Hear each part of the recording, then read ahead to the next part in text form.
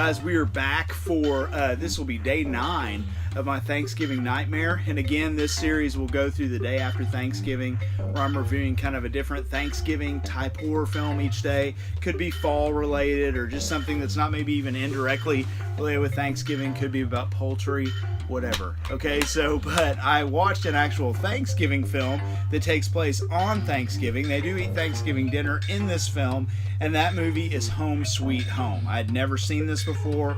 It was a first time watch. It's kind of a slasher that I had never really heard of before, and it says this year it's not the turkey being carved for Thanksgiving. So, and this movie I believe was, I want to say it was 1980, if I can remember right. It doesn't say on the back here. But a quick synopsis, it says the Bradley family want a change of pace and some peace and quiet in their lives. To achieve their goal, they move to a remote country home, expecting to find calm and serenity, but instead, an escaped mental patient on a homicidal rampage finds them in the middle of Thanksgiving dinner, and this year, it's not the turkey being carved, but the Bradleys, right? So, this movie is got some hilarious stuff. The main guy who plays the killer, you can see him up there, he kind of reminded me of a mix between like Lionel Alzado, if you guys remember him, and also Lou Ferrigno. Like, he was this hulking, I'd never really seen, I mean, Jason's a big hulking dude and stuff like that, but this dude was like huge muscles, real tight white t-shirt, huge dude walking around, and he's crazy, like crazy mental patient. And the first 2 minutes of this film, it opens with him walking up to a car, and the guy's like, "Hey buddy," inside the car. He yanks the dude out of the car, chokes him to death, and then steals his car.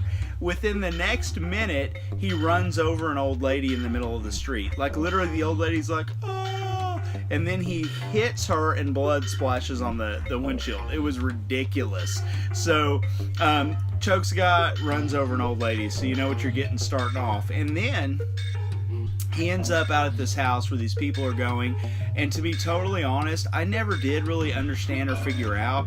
It was almost like this apartment type house. Like, there was all these different people living there who didn't really seem to be related.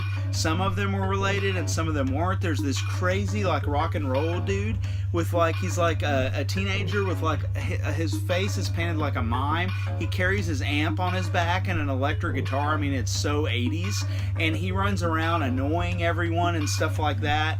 And yeah, this killer shows up, hides out, and just does what he does, begins picking off people one by one in some pretty gruesome and cool ways too.